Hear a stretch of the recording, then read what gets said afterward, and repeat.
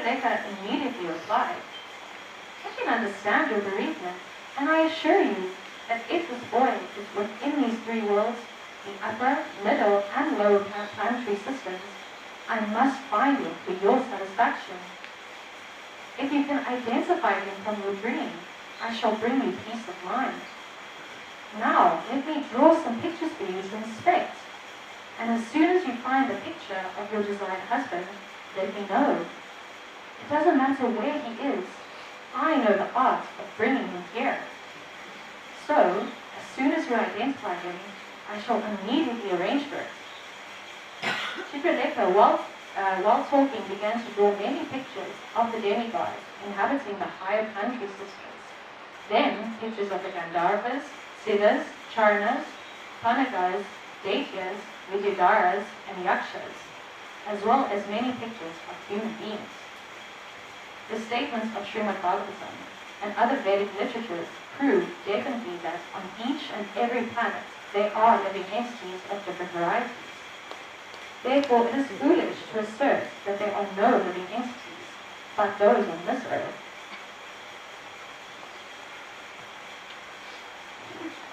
Chitralekha drew many pictures. Among the human beings she drew were the members of the Vrishni dynasty, including Vasudeva, the father of Krishna, Shurasena, the grandfather of Krishna, Sri Balaramji, Lord Krishna. When Usa saw the picture of Pradyumna, she became a little bashful. But when she saw the picture of Aniruddha, she became so bashful that she immediately lowered her head and smiled, having found the man she was seeking. She identified the picture to Chitralekha as that of the man who had stolen her heart. Chitralekha was a great mystic yogini, and as soon as Usa identified the picture, Chitralekha could immediately understand that it was Aniruddha, a grandson of Krishna's. Although neither she nor Usa had previously known his name or ever seen him. That very night, she traveled in outer space and within a very short time reached the city of Dwarka, which was well protected by Lord Krishna. She entered the palace and found Aniruddha sleeping in his bedroom on a very opulent bed. Chitralekha, by her mystic power, immediately brought Aniruddha, in that sleeping condition, to the city of Sonitapura, so that Usa might see her desired husband. Usa immediately bloomed in happiness and began to enjoy the company of Aniruddha with great satisfaction. The palace in which Usa and Chitralekha lived was so well fortified that it was impossible for any male to either enter or see inside. Usa and Aniruddha lived together in the palace, and day after day, Usa's love for Aniruddha grew 4 times upon 4. Usa pleased Aniruddha with valuable garments, flowers, garlands, scents, and incense. By his bedside sitting place were other paraphernalia for residential purposes, nice drinks such as milk and sherbet, and nice eatables which could be chewed or swallowed. Above all, she pleased him with sweet words and very obliging service. Usa worshipped Aniruddha as if he were the supreme personality of Godhead. By her excellent service, Usa made Aniruddha forget all other things and was able to draw his attention and love to her without deviation. In such an atmosphere of love and service, Aniruddha practically forgot himself and could not recall how many days he had been away from his real home. In due course of time, Usa exhibited some bodily symptoms by which it could be understood that she was having intercourse with a male friend. The symptoms were so prominent that her actions could no longer be concealed from anyone. Usa was always cheerful in the association of Aniruddha, and she did not know the bounds of her satisfaction. The housekeeper and the guards of the palace could guess very easily that she was having relations with a male friend, and without waiting for further developments, all of them informed their master, Banasura. In the Vedic culture, an unmarried girl having association with a male is the greatest disgrace to the family, And so the caretakers cautiously informed their master that Usha was showing symptoms indicating a disgraceful association. The servants informed their master that they were not at all neglectful in guarding the house, being alert day and night against any male who might enter. They were so careful that a male could not even see what was going on there. And so they were surprised that they had become contaminated, that she had become contaminated. Since they could not trace out the reason for it, they submitted the whole situation before their master. Banasura was shocked to understand that his daughter Usa was no longer a virgin maiden. This weighed heavily on his heart, and without delay, he rushed toward the palace where Usa was living. There he saw that Usa and Aniruddha were sitting together and talking. They looked very beautiful together, Aniruddha being the son of Pradyumna, who was Cupid himself.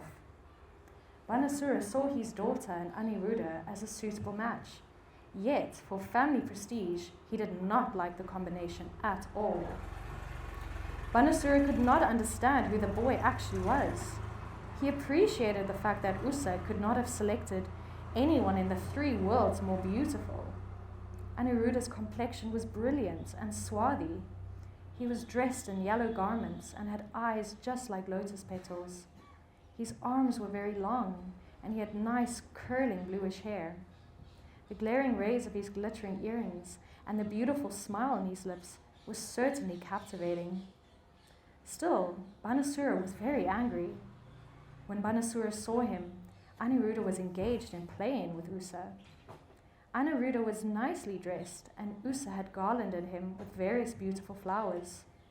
The reddish kumkuma powder put on the breasts of women was spotted here and there on the garland, indicating that Usa had embraced him. Banasura was struck with wonder that even in his presence, Aniruddha was peacefully sitting in front of Usa. Aniruddha knew, however, that his would-be father-in-law was not at all pleased, and that he was gathering many soldiers in the palace to attack him. Thus, not finding any other weapon, Aniruddha took hold of a big iron rod and stood up before Banasura and his soldiers. He firmly took a posture indicating that if attacked, he would strike all of the soldiers down to the ground with the iron rod. Banasura and his company of soldiers saw that the boy was standing before him, just like the superintendent of death, with his invincible rod. Now, under the order of Banasura, the soldiers from all sides attempted to capture and arrest him. When they dared to come before him, Aniruddha struck them with the rod, breaking their heads, legs, arms, and thighs, and one after another they fell to the ground. He killed them just as the leader of a pack of boars kills barking dogs, one after another. In this way, Aniruddha was able to escape the palace. Banasura knew various arts of fighting, and by the grace of Lord Shiva, he knew how to arrest his enemy by the use of a nagapasa, or a snake noose, and thus he seized Aniruddha as he came out of the palace. When Usa received the news that her father had arrested Aniruddha, she was overwhelmed with grief and confusion. Tears glided down from her eyes, and being unable to check herself, she began to cry very loudly. Thus ends the Bhaktivedanta purport of 66, chapter of Krishna, the meeting of Usa and Aniruddha.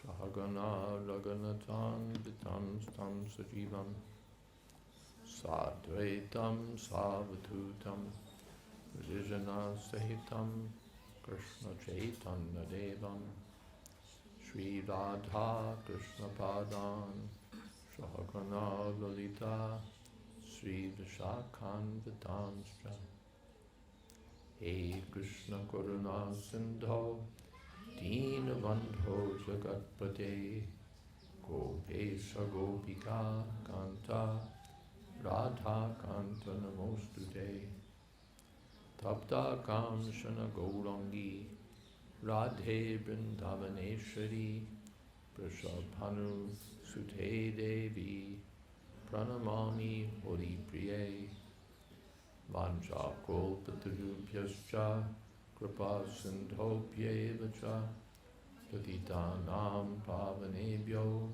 Vaishnavebhyo Namo Namaha Shri Krishna Chaitanya Prabhu Nityananda Shri Advaita Gadadhar Shivasadi Gaur Bhaktivinoda Hare Krishna Krishna Krishna Hare Hare Hare Rama Rama Rama Hare Hare.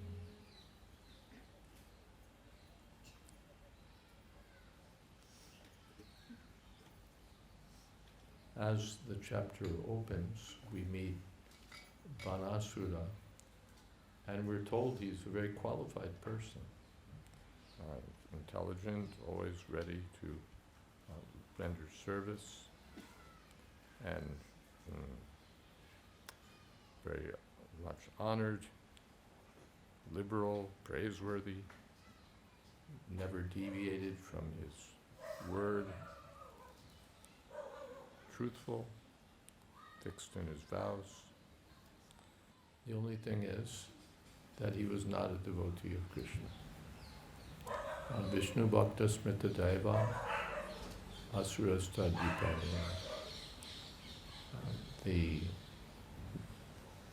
Those who are devotees of the Supreme Personality of Godhead are called devas, and those who are not are asuras. The opposite are asuras. So this Bana was an asura. His father was also an asura by family heritage, but his father, Bali Maharaj, surrendered to Lord Vamandev, Krishna.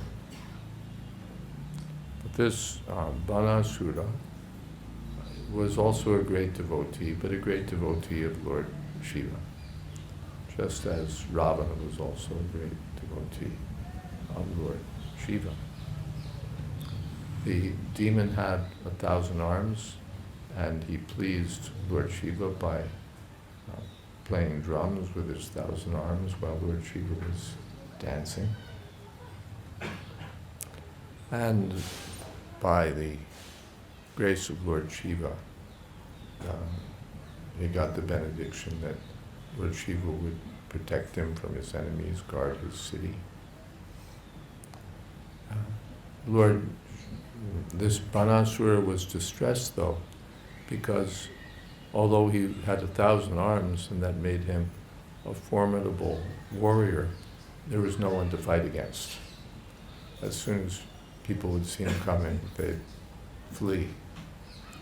And so there he is with 1,000 arms and no one to fight. So he was frustrated. He had this capability and he couldn't use it.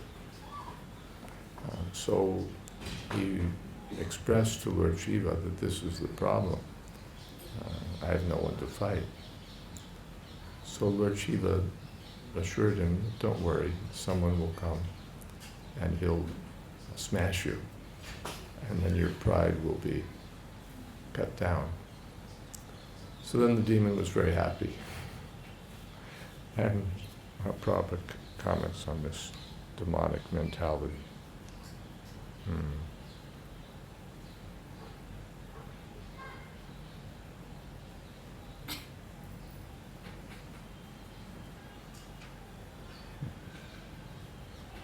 He became elated that he'd find that someone would smash him. Foolish demonic human beings, overpowered with material opulences, want to exhibit them, and they feel a kind of satisfaction when their opulences are spent.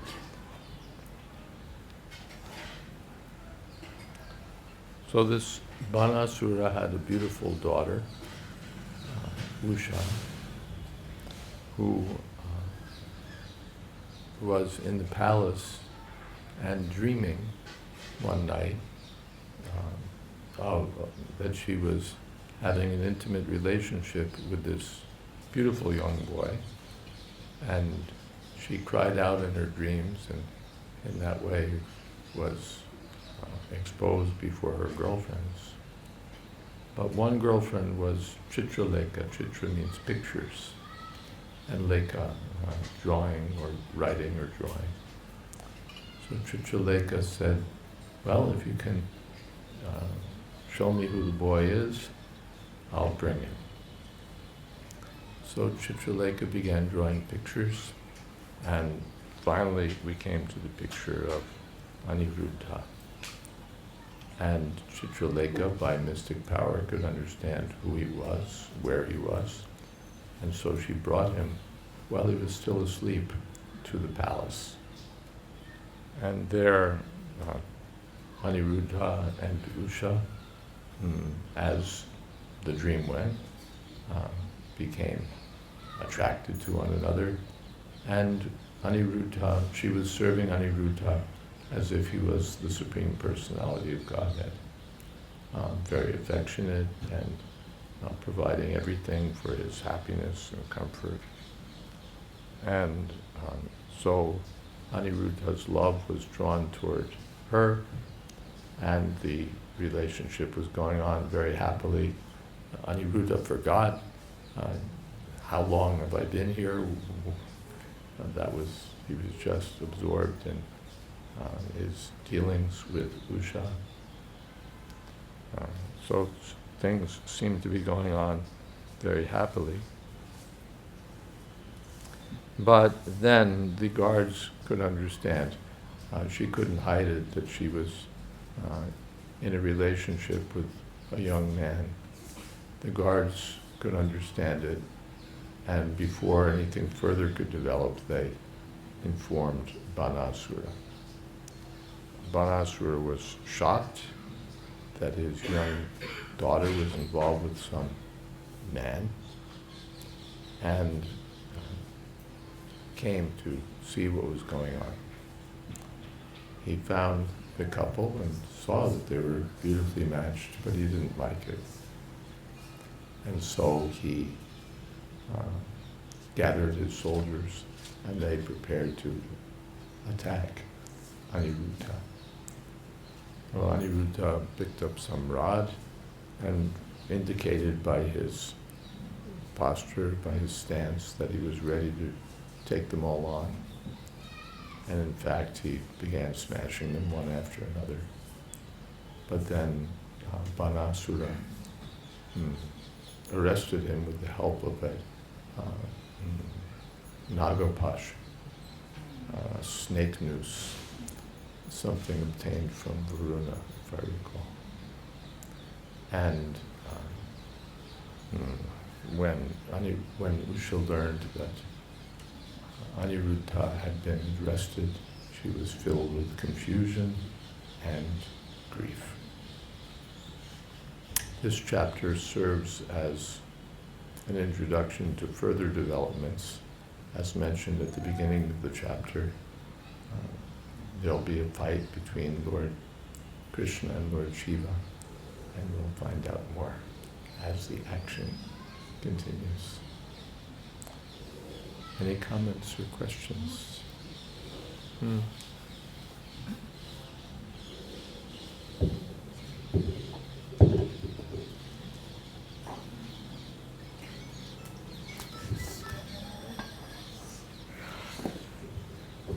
Hare Krishna.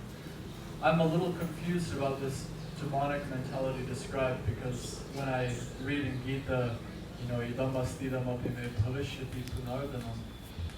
So much wealth I have, I'll preserve it, and I'll get so much more later.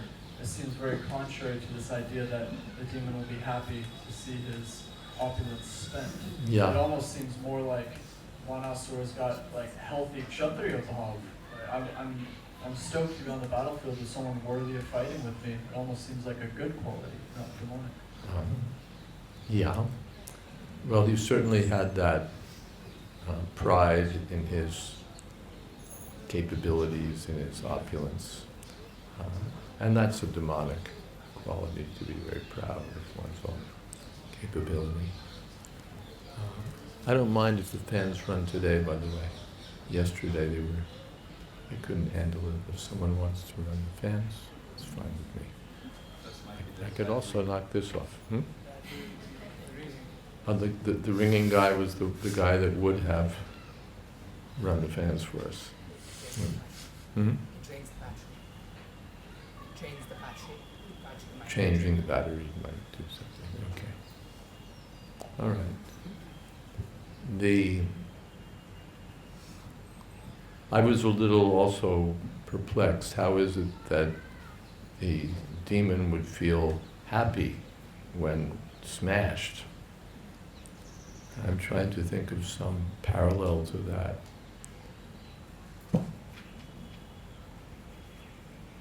And I don't think I can think of one.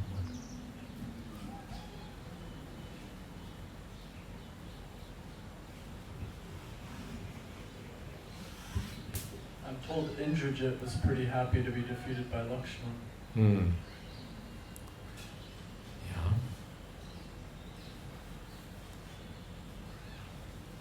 Generally, we don't like to be defeated, but if one is very powerful, one meets a suitable match. I don't have a further answer for you, except that Prabhupada said he was such a foolish demon. That's part of the demonic mentality, to be foolish. When we read Atma Sambhavita Stabdha Dana Mana Madanvita Moha Grihit Vasagrahan Pravartante Shujivita, they become very puffed up. Tambamana Madanvita, and yes, Kamamashri Tavujapura. They become very proud and therefore bewildered. And a bewildered person can act in any crazy way and think that it's wonderful.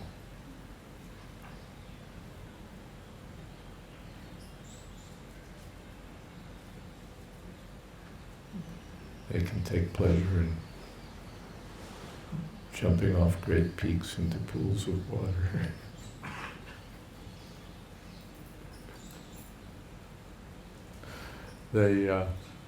The demons do all sorts of crazy things to show their powers or to defeat others.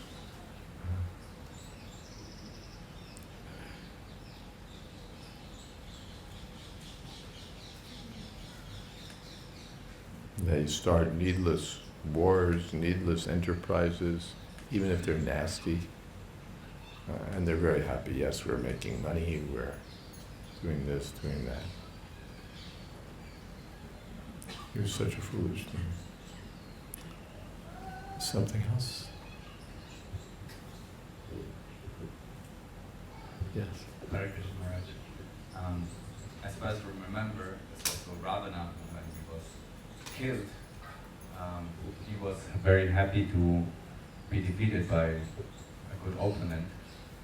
And then also he realized, of course, it's Vishnu. And yeah, as far as I understand, this is what I remember. Yeah, I suppose that would be there. If I'm going to be defeated, let me at least be defeated by someone good. And not be defeated by some punk, some insignificant adversary. If I'm going to be defeated, let me be defeated by someone worthy. Yes. Now ignominious coward men. Ignominious coward men. Yeah.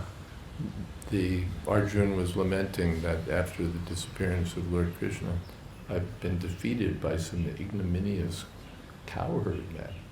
This is the hero of the Battle of Kurukshetra, and he's overwhelmed by a band of cowherds. So for a Kshatriya, this is inconceivable. He wants to be defeated by someone great. Yes. Also, Ravana was actually a Brahmana. He was the Brahmana of the sacrifice of Shiva, and that's why we call it the Golden Palace. But also Banasura, he when he realized that Krishna is on the other side is the relative of Pradyumna, Aniruddha, he could have surrendered if he was a real devotee, but his pride and, as I say, his ego was so big that he thought, I can take it up. And then even Shiva, which is very surprising, joined the battle against Krishna. Yes, that will come in next chapter or subsequent chapters. The fight between Krishna and Banasura comes up next. Yes, thank you. Something else? Yes. A little water. Prabin?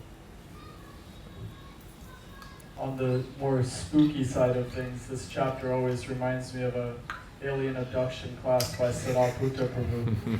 And Sariputta Prabhu said he compiled a bunch of accounts of people's statements on what happened to them. And he uses this chapter as evidence, Chitraleka's ability to capture Aniruddha and carry him through walls. What Sariputta Prabhu mentions is that this palace no man was able to enter. And the implication is that she was able to carry him through the walls and pick him up. So Sariputta Prabhu just draws that parallel. Yeah, the spooky side of things, mystic powers. These things are real and largely unknown to modern science. Modern science prefers to dismiss such things as fanciful.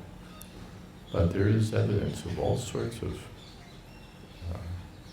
mystical capabilities. So here we find that Chitraleka was able to transport Aniruddha through space, through walls. There are scientists who study such things under the rubric of psi, or paranormal events. This is called teleportation, when things are just like a telephone, it carries sound by some sort of mystical process. So if you know the process, you can transport a person from one place to another, objects or people, what have you. For the readers of Srimad Bhagavatam, such things are quite familiar, but for modern science, it's just something to scoff at.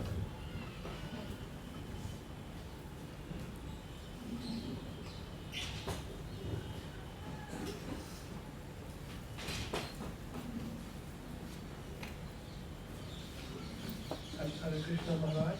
Hare Krishna.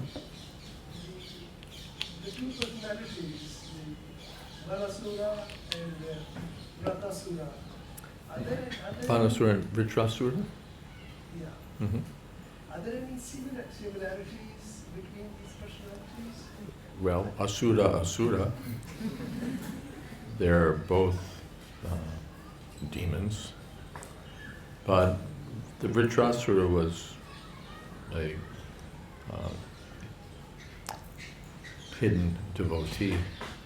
Banasura was not. They were both powerful.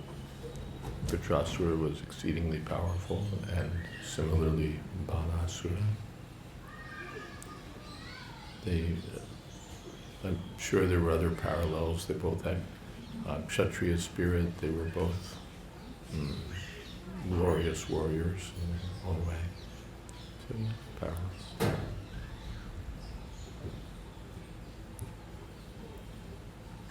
The demons, that's part of their, they can do incredible things. They can, not incredible things, but they can invade countries, they can kill thousands of people, they can start, no, we won't say that, but they can do all sorts of mischief on a grand scale. On a grand scale. It's so impressive what the demons can do. They can overthrow empires. So here we find demons of that caliber. They could fight with anyone, challenge the demigods.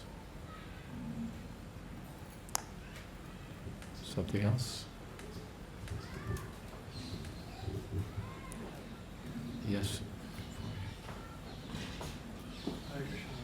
Hare Krishna. Too far away. Why Banasur was a demon? Like if you see, Bali Maharaj is a very devotee of Krishna, and especially seeing in this geological order. And in their family line, it's like devotee and demon and devotee and demon. Just like Prahlad Maharaj, his father was a demon. Yeah, and his father, like Kashyap Muni, is a great devotee. And then Virochan and then Bali and then... That means just family tradition is not a guarantee.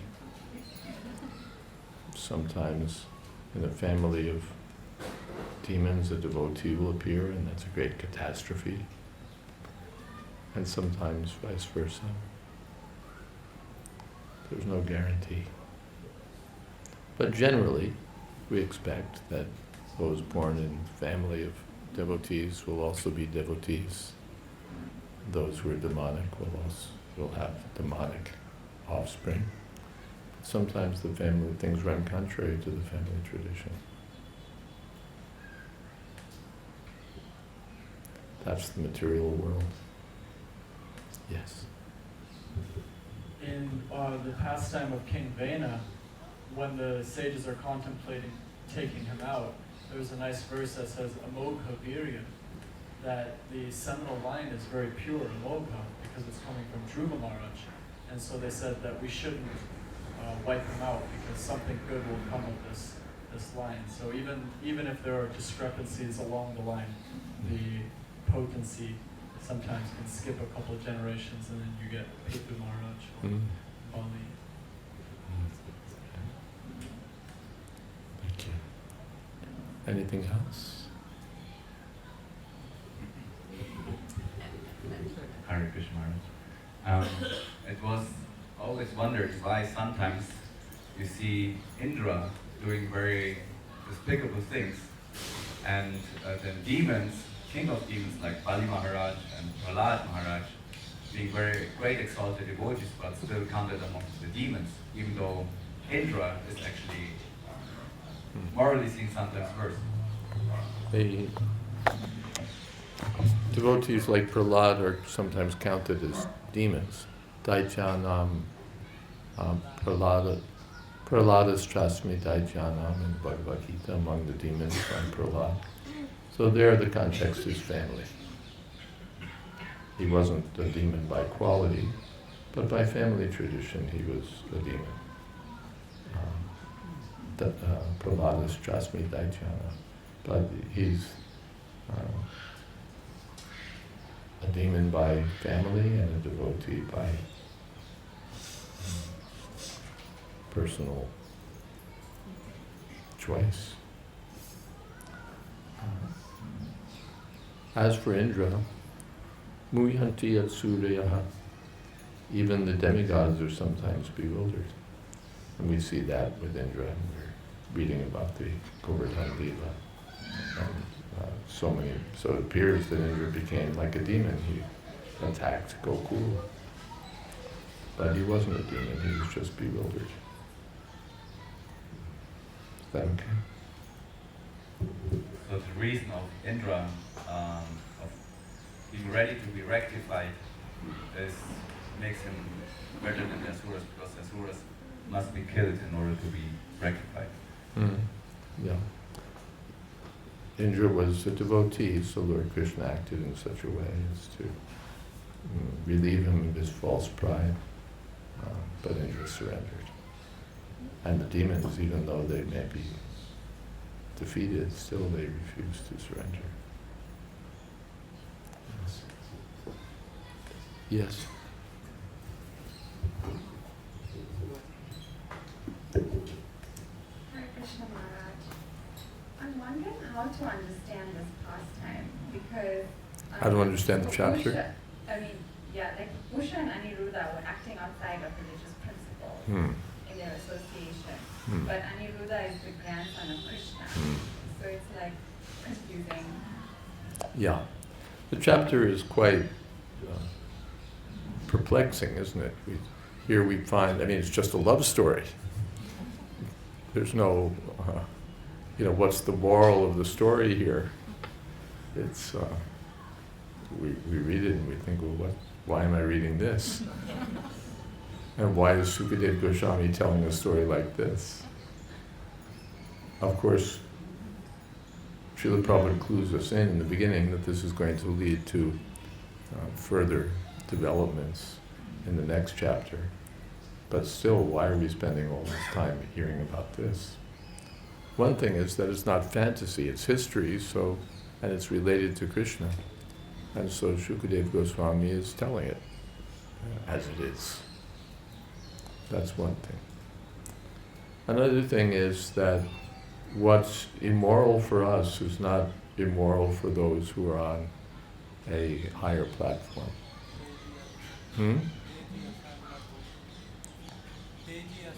Teji asamna doshaya. For those who are super powerful, what would be a fault in others is not a fault. The son drinks urine, but nobody says, "Oh, you're drinking urine." The sun is powerful, so it's not affected. There's a Latin proverb, let's see if I get it right, quod lecit Jovi, non lecit Bovi. I think that's more or less how it goes. Jove is the king of the gods in Roman mythology. And so the proverb says, and Bowie means cow. So what's legal or accepted for the king of the gods is not acceptable for a cow. In other words, rank has its privileges. You can, if you're the king of the gods, you can behave differently from the ordinary cow. So Aniruddha is on the super powerful platform, and Teji is Samna Doshaya. So for him, he's the supreme enjoyer. So he can do these things. But if we try to imitate, we'll just become degraded. Yeah, we'll just become degraded. He's Cupid personified, or he's Cupid personified, merged with the super prowess of Vrindavan. So what he can do is not for us. But we hear about these things. Just like Krishna, he's marrying so many princesses, he's dancing with young girls in the forest in the middle of the night. So this is not for us to imitate. Oh, here's something you can try. So in scientific experiments, sometimes they give a warning, don't try this at home. So the warning is there that even in your thoughts, don't even think of it. And don't even think of imitating these activities of Krishna. But for Krishna, they're pure activities. And by hearing about them, we become purified.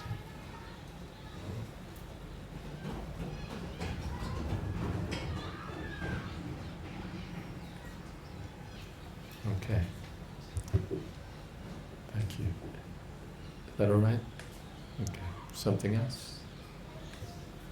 I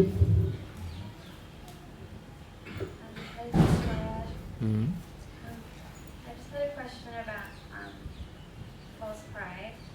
False pride. How does one separate your false pride when doing service or just in everyday activities and putting Krishna back as the priority and back as the center? How do we separate false pride from putting Krishna in the center of things? Yeah, from false pride in our service or just in everyday activities, and how do we put? Well, that's in one sense quite a deep subject. That we know that we're not supposed to be proud, we know that we're not supposed to be puffed up. But we think, well, at least in these little ordinary things I can be proud. And it becomes a way of life where we're thinking, pretty good. I did that well, I did this well, I'm pretty capable in this or that department. And so we have, let's say, a tolerable baseline of pride. We're not outrageous. We know that Krishna is the Supreme Personality of Godhead. We know that we're small living entities. Still we're thinking, well, I did this, I did that. We sort of put ourselves to sleep at night by reading about all the good things about ourselves. We tick them off.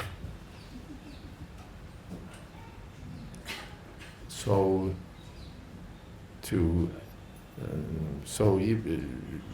there's a level of false pride there. From one point of view, it's acceptable.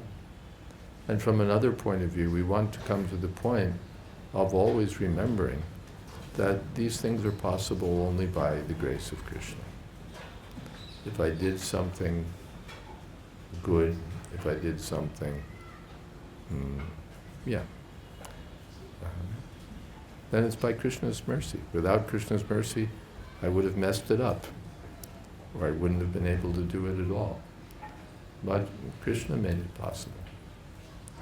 We can't even raise our eyebrows without Krishna's help. So a devotee always, a pure devotee always remembers that only by the grace of Krishna was I able to do this. At the end, at that same pastime, Arjuna is remembering that it was only by the grace of Krishna that I was able to defeat all those great heroes on the battlefield of Kurukshetra, that I was able to win the hand of Draupadi, that I was able to go to Indraloka, that I was able to do so many things. It was only possible by Krishna's mercy.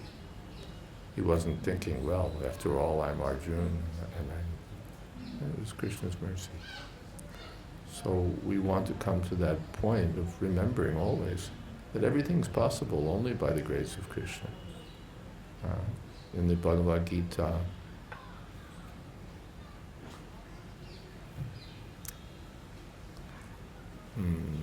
Kevalam tuya pasyachakrita buddhitvan nasa pashyati durmatihi. Let's see.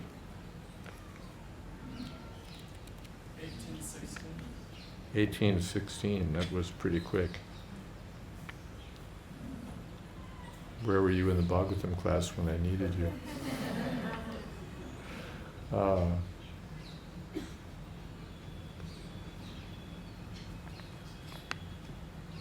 Tatraivam satikartaram atmanam kevalam tuya pasyachakrita buddhitvan nasa pashyati durmatihi. Everything's carried out by 5 factors: the person, the place, the senses, the various kinds of endeavor that we put into it, and Daiva Shaivatra Panchama, and finally by the will of the Supreme, by the hand of destiny, the will of the Supreme. Therefore, tatraivam satikartaram atmanam kevalam tuya. Anyone who thinks that he alone pulled it off. Apashya chakrita buddhitva. It's not very smart.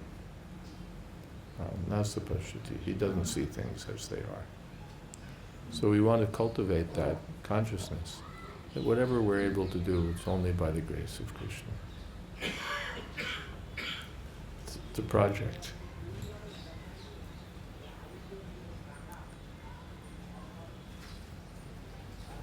That's called Krishna consciousness, always to be aware that whatever I'm able to do, it's only by the grace of Krishna. And the demons, ahankaram balam darpam, paurusham, they're full of pride in their own capability. And the devotees always give credit to Krishna. Something else?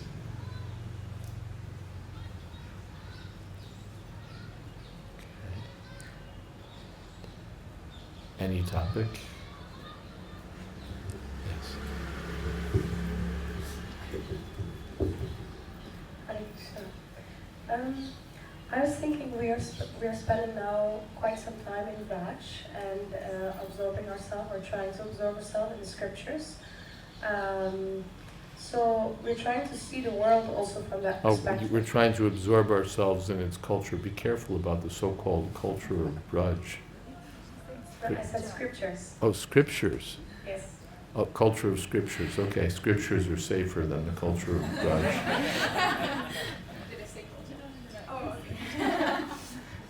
Okay, so in the scriptures, so Okay. we're trying to also change our world perspective to see the world according to the scriptures. And we gain enthusiasm to try, and maybe we even achieve like a tinge of that. So when we come home, how do we make sure that the materialists will not see us as like that we're trying to act as detached saints, and the devotees will think that we are prematurely acting above our level? Let them think what they want.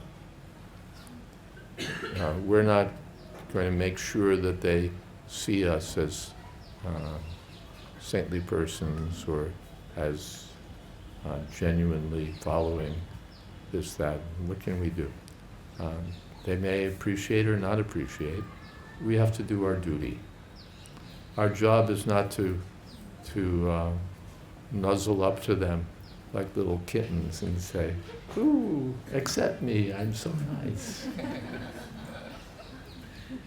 I'm your little pet." That's not our job. They may accept us or not accept us. That's not our concern. If they accept us, it's very good. If they don't accept us, maybe they'll hate us. That may be very good too. When we come out and say things the way they are, some people may be outraged. That's not true. I'm not like that. That's not what our country stands for. Da da da da da da da da. They may say whatever they want, but we have to lay it on the line. We say things as they are, and we live according to Shastric injunctions, not according to which way the wind blows when we put our finger in the air. Thank you.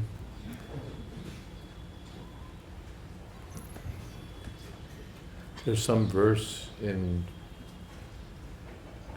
quoted in Nectar of Devotion, and I think Chaitanya Charitamrita.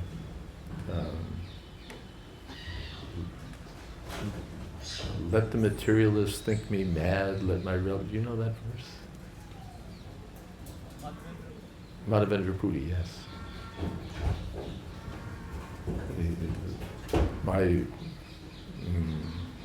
My relatives may think me mad, these people may think this, those people may think that, but I'm not going to give up the determination to serve the lotus feet of Krishna, even if I'm not very capable of doing it. Let them think what they want. Is that okay? So we try to act according to what we've learned, even though we haven't fully realized it inside yet. Yeah, realize if you try to act according to what you've learned, then you've got some realization. Those who have no realization wouldn't do it. And if by doing it, we'll get more realization. And we try to be humble. That's part of what we read. Not that just see, we're doing, I am a saintly person and you are a creep. We try to be humble. We try to be genuine friends. What is that? Sarva bhutatma bhutatma purvanna pina lipyate in the Bhagavad Gita. A person who sees everyone to be like his own self, who's a friend to everyone, is never entangled, even though he's acting. So we genuinely want to develop those qualities, not just a show, I follow religious principles, but actually being concerned with the welfare of others. And therefore this preaching is so valuable. Preaching means not just standing on a platform, but especially trying to give books to others, trying to make them fortunate, always thinking, what can I do for the benefit of this person? That mentality, going door to door and sometimes being told, no, not interested, don't want any, get out of here, leave me alone. That's good for us. That's good for us. We'll get realization by that. Those who are distributing Krishna consciousness get so much realization. We have the verse.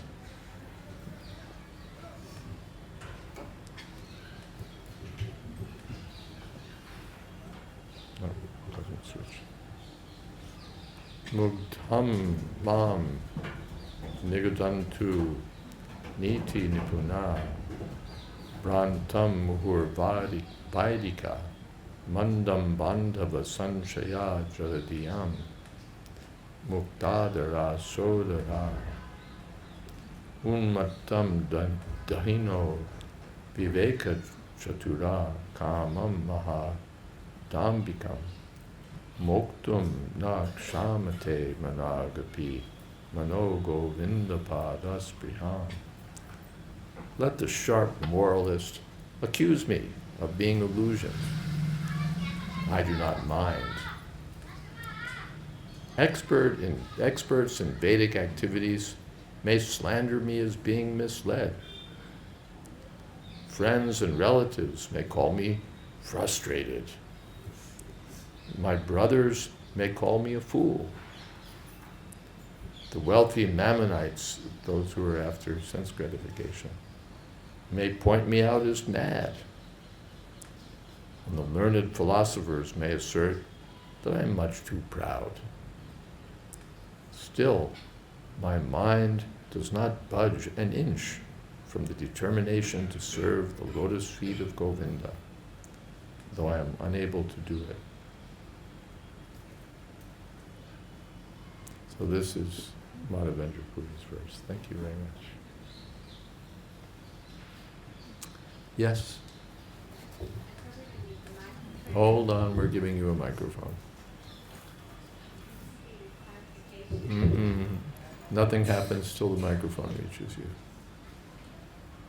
If it reaches you. I don't have a question, I just didn't get the first part of that, whether you were referring to that we shouldn't care about, if she was asking about non-devotees or devotees, or when you said we shouldn't care. Non-devotees, we don't care. Let them think what they want.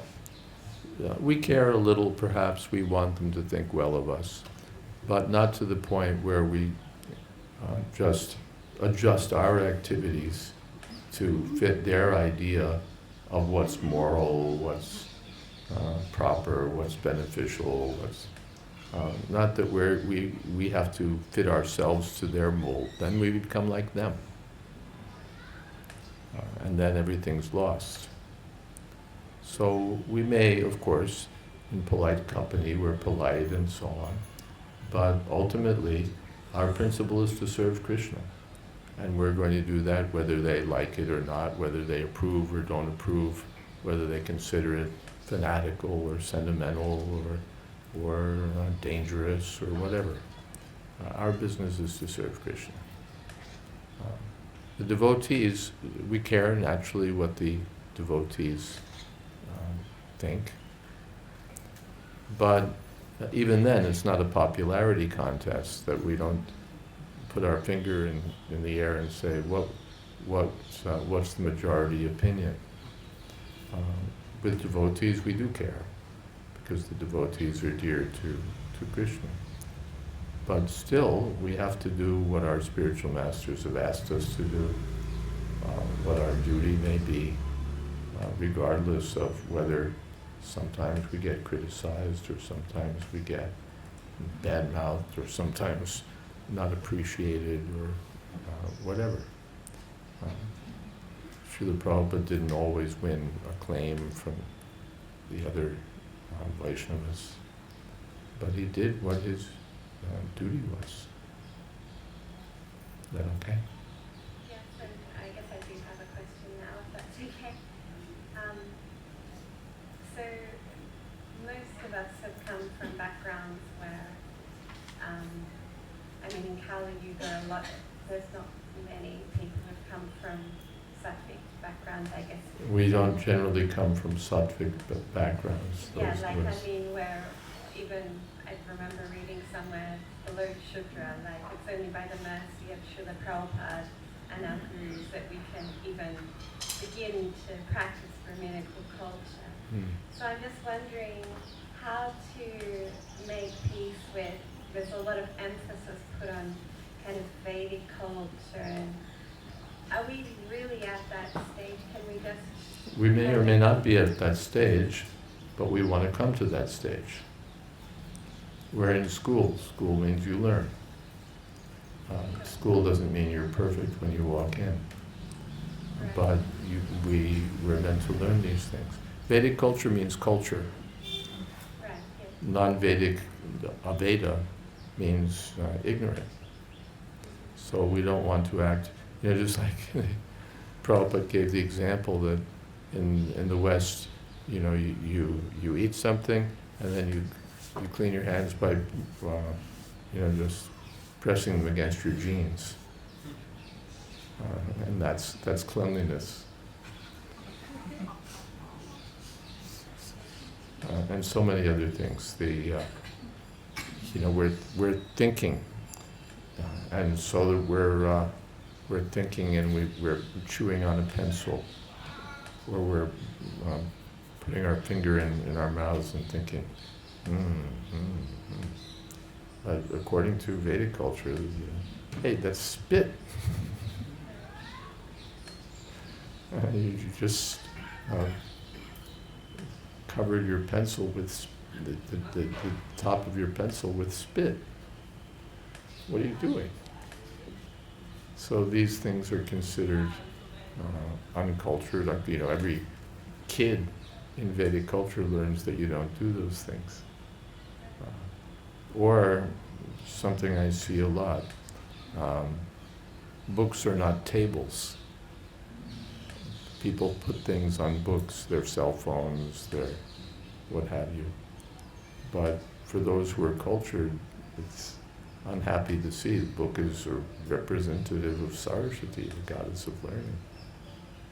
And what to speak of Shastric books. But we have a Bhagavatam and we just kind of throw whatever it is on top of it because there's no space anyplace else. So these things are culture, and you can see it if a person is like a, what's the word?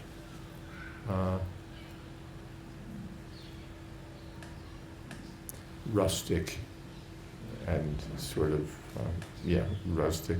Then he's sort of doesn't fit in cultural society. People look at him, he's a country bumpkin. What is he doing here?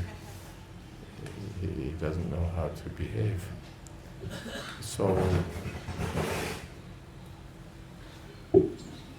we may be coming from such backgrounds, but that doesn't mean that we can't learn. And we see that here in Vrindavan, in the early days, the devotees were not very well accepted, because they didn't know how to behave. And now, so many devotees are respected because they do know how to behave. Prabhupada one time said, I want all my devotees to come to spend some time in India and become cultured. Learn how to become cultured. Is that okay? Yeah, so what if you don't fit into ashram though, like you're in the normal lives? Mm-hmm. What if you don't, like the bigger things culturally, like you don't actually fit, you're supposed to fit into... I can't hear what you're saying. You're supposed to fit into an ashram according to culture, but what if you don't fit into an ashram? How do you then... Ashrams are part of culture, and what if you don't fit in an ashram? Then do your best. You choose the one that's nearest and follow.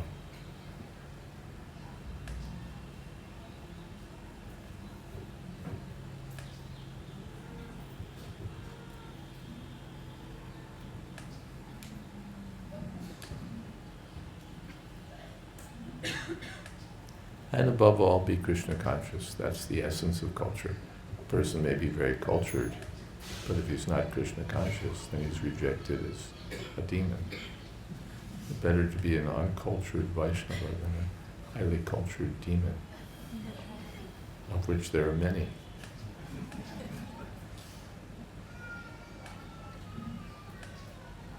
And we see that for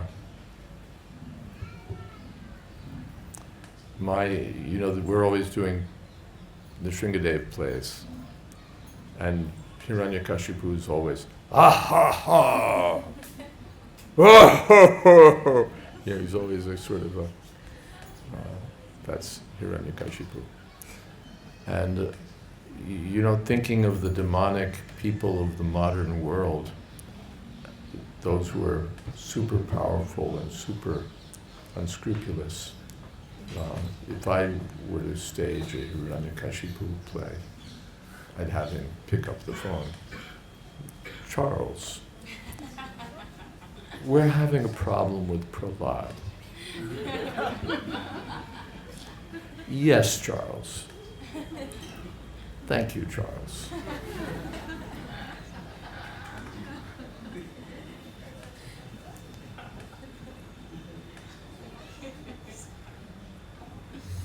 Polite,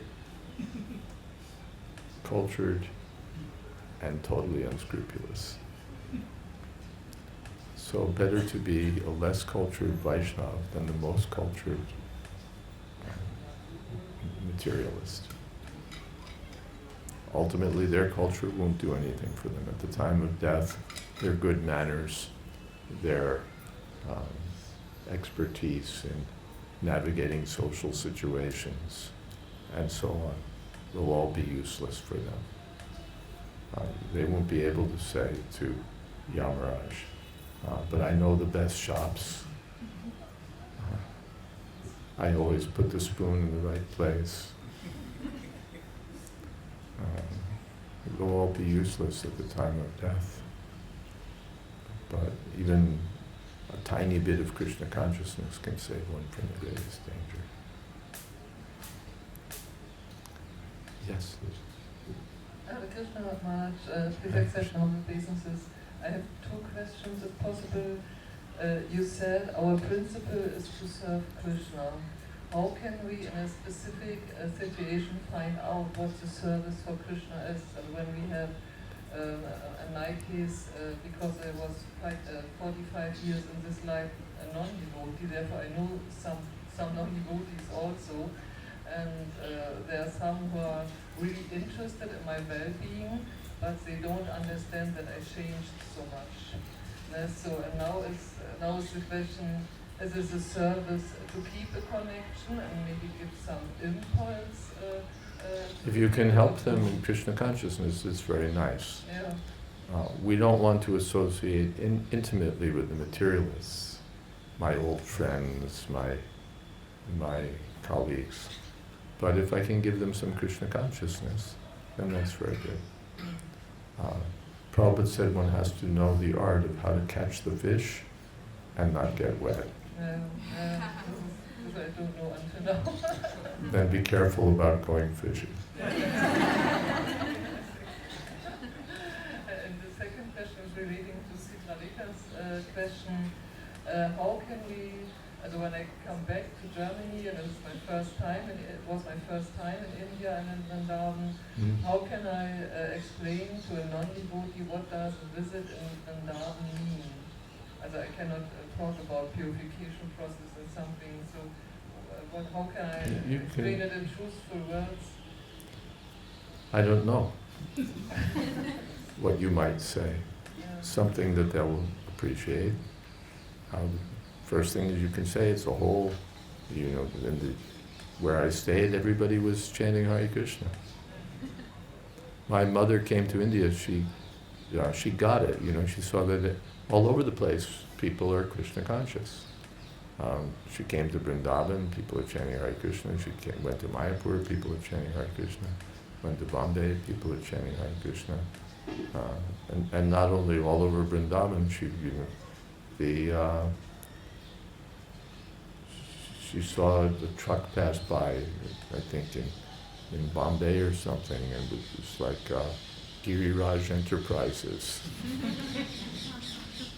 And she knew enough to remember the pastime and so on.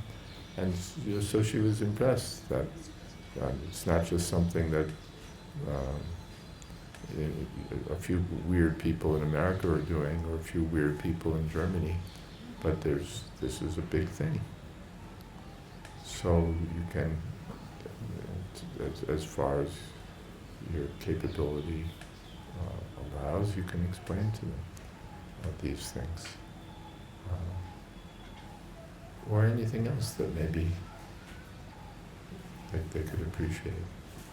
And that would help them become appreciative.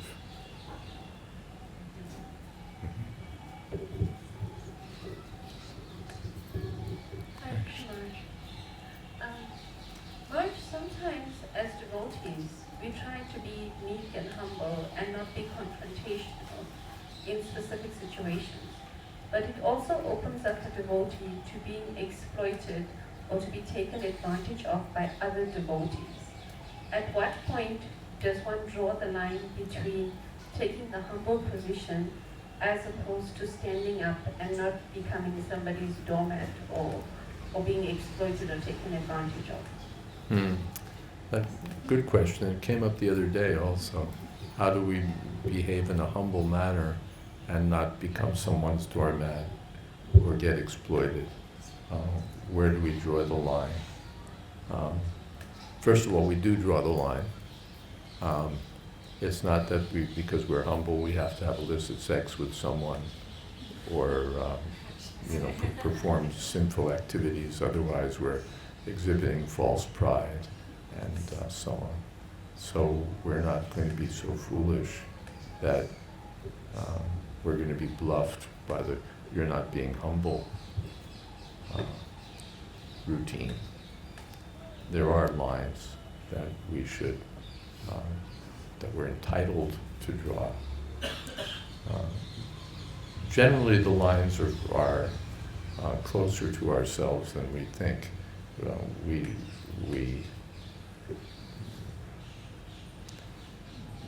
don't want to be humble. We're constitutionally proud, constitutionally, materially concerned about how much we're respected and so on. Therefore, Chaitanam Trinadapi Suni Chaina Turorapi Sahishnana Amani Namani Kirtaniya Sarami. Sanatana Goswami calls this abject humility. Abject humility, to be humbler than the grass. Prabhupada explained that everyone walks on the grass, and the grass never says, "Hey, wait a second. Don't you have any regard for the rights of others? Would you like it if I walked on you? Why are you walking on me?" Well, the grass just tolerates. So we don't mind if even devotees don't think much of us or don't give us proper respect. It's like, okay, good. In one sense, they're doing me a favor. In one sense, they're doing me a favor. As to where exactly to draw the line, that's, of course, a judgment call. But except the other thing is, again, that my service is there. So not that because I'm humble, I shouldn't do my service. Someone's telling me not to do this, well, I have to be humble and go along with them. I have my service to do. So in that sense, in one sense, that's higher. Higher humility is to honor my service than to honor the opinions of others, even devotees. They may think what they want, but I have to do my service. People may have legitimate, Sumati Maharaji was concerned, Swamiji, you'll die on that ship. And Prabhupada didn't think, well, then maybe I should think twice about it. It's my service. It's my service. So we can take that as one boundary. Is that okay? Kind of? Yeah, there's a follow-up. Maharaj, I think it's more sometimes where devotees take advantage of another devotee. Oh, a lot. Why sometimes? Happens all the time. And they play on this principle about you're supposed to be humble and you're not supposed to react. Yeah. And that's where, at what point do you draw that line when dealing with another devotee to say, stop, this is enough now, or how? Yeah, that was the question. That devotees will use this on it. We use things on one another. You're supposed to be humble. You're supposed to be this. You're supposed to be obedient. You're supposed to be this. You're supposed to be that.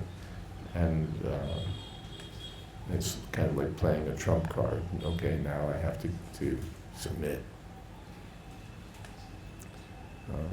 So the same answer that generally, all right, he's insisting that I be humble. It's good for me. He wants to use me for a doormat. Well, doormat's a good service. I don't mind. He'll be the loser and I'll be the winner. He'll be proud, and I'll just go with it and not fight or retaliate. So generally, that is humility. Just to be sort of ordinarily have a get-along attitude, that's nice, but that's not really the kind of humility that Chaitanya Mahaprabhu was talking about. Urmila Dasi sent me or directed me toward quite an interesting book written by a Christian minister, the gist of which was that we're not entitled to be offended. We're not entitled to be offended. We think at a certain point, you're offending me. I'm only doing this, I'm only doing that, or I'm this, I'm that. And so we start weaving a narrative of how I'm being offended. You're not entitled to do this to me, you're not entitled to do that to me. You're not entitled to say this, you're not entitled to say that. You're just doing this because it advances your own agenda. You're only doing that because it increases your false prestige. You're only doing this because you think that I'm just blah, blah, blah. And, you know, I'm acting properly and you're not acting properly. And, you know, and start thinking about retorts and retaliations and, you know, why I'm the good guy and you're the bad guy. And the book was saying, essentially, well, look at it the other way. Think about your own disqualifications. This is very much against pop psychology, of course, where we're all supposed to think about, what is the word? We're not supposed to have low self-esteem. We're supposed to have high self-esteem. And Chaitanya Mahaprabhu says, no, you should have low self-esteem. That is to say, we should think ourselves insignificant. We should think ourselves small. And in that sense, unoffendable. You know, you're just saying this about me because you don't know the half of it. If you really knew all my faults, woo, it would be intolerable. So as a general principle, it's good for us. Let us, you know, just take it. And take it as half of what we deserved. That's the general principle. But the specific principle, or a what should we say,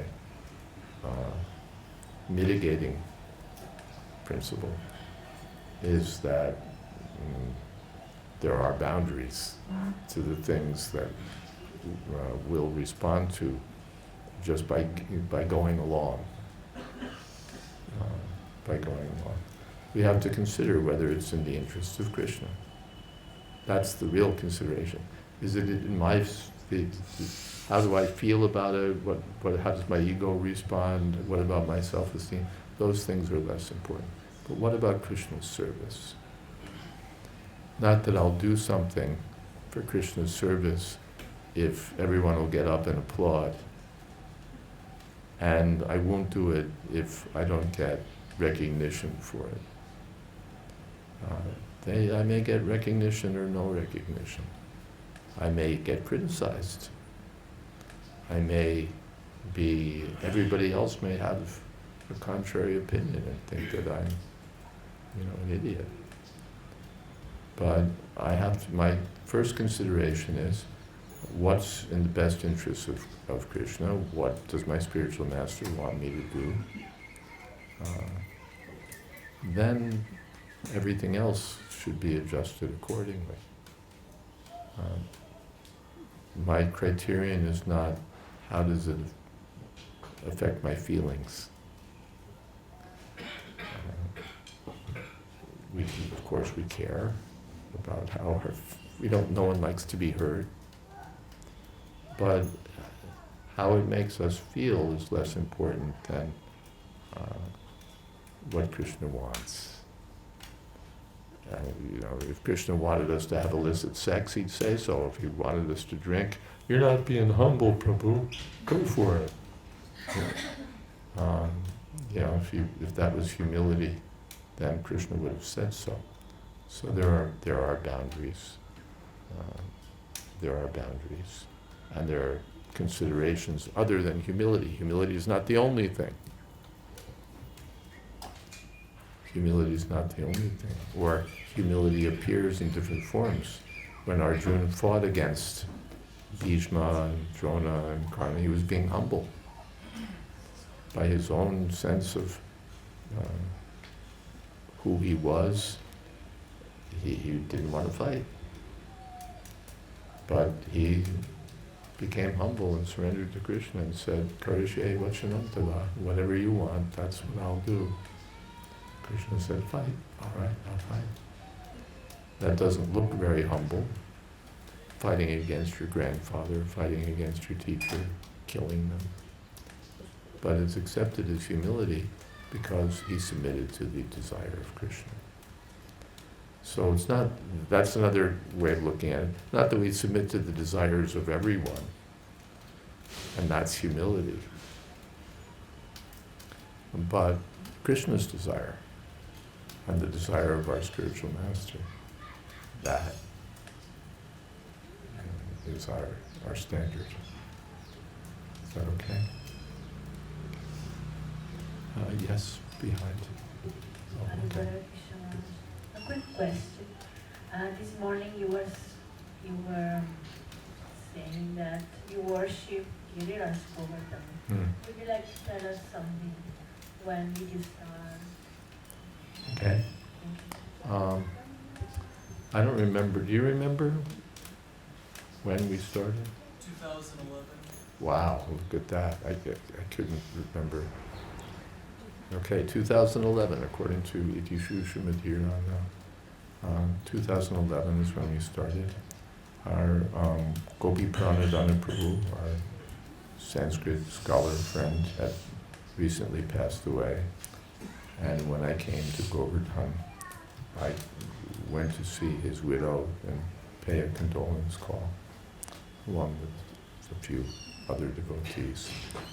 And she had all these deities. Take one, choose.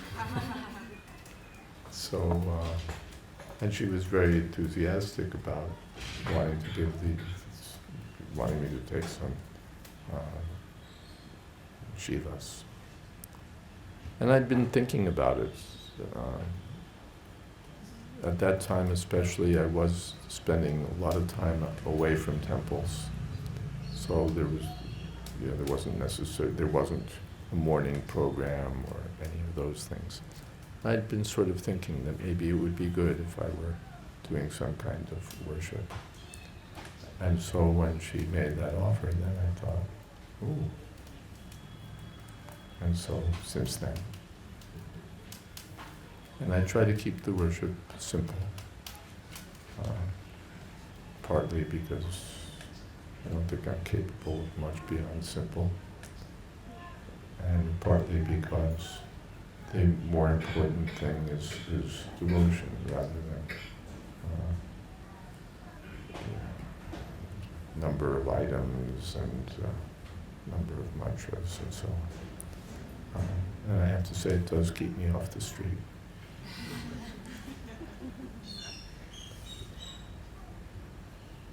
I can't claim to have much devotion, but it does keep me off the street. It's 6 o'clock now. Do you want to take one more question? Oh, look at that. Thank you. All right, one more. Krishna Balaram are very merciful. I'll say one more thing. My deities are Krishna Balaram. Prabhupada was walking here in Vrindavan the day after he installed Krishna Balaram in the temple. He was walking on the road, and since time is short, I'll keep the account short. He said, if you ever have any difficulty, he said you can go before. He said, I installed these deities to show that there's no difference between Krishna Balaram and Gaur-Nitai. Gaur-Nitai, Krishna Balaram. He says, if you ever have any difficulty, you can go before Gaur-Nitai or Krishna Balaram and say, sir, this is the problem. And they will do the needful. Yes. I have a question about self-esteem. About? Self-esteem. Self-esteem. Yes. When I made this experience during this purification process, trying to become humble, to get rid of envy and pride, my self-esteem became so low that I now have a lack of self-esteem to do the service what Krishna would like to do. Whoa, you just crossed the line. I was going to encourage you. You have a lack of self-esteem. How wonderful. But our self-esteem should not come to the point where, because of lack of self-esteem, we slacken our service. That's sense gratification. There's some comment about that in Prayers of King Kulashekar or Narad Bhakti Sutra purport, to the effect that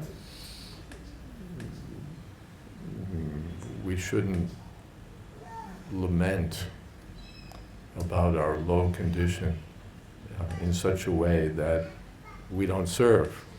I'm so fallen, I just can't serve. That's useless. We don't give a damn how fallen you are, just get out there and do it. So to be humble, to feel oneself incapable, to feel oneself very fallen, and so on, that's all very, very good. But it shouldn't result in feeling that because I'm fallen, therefore I won't do anything. Sanatana Goswami is the ideal of abject humility, and yet he wrote so many books. He had the Madan Mohan temple constructed, wrote books for the guidance of Vaishnavas in proper behavior, wrote Brihad Bhagavatam, so many things. Not that he said, I'm so fallen, I can't write any books. So that's, we were talking about where we draw lines. To lose self-esteem, that's great. We've got truckloads of it. We can afford to give plenty of it away. The standard for self-esteem in the material world is over the moon.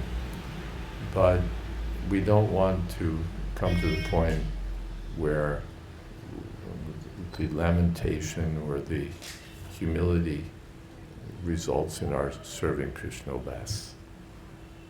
We should result in our serving Krishna more. That because I'm so fallen, so incapable, so therefore I have to depend on Krishna and satisfy Krishna. And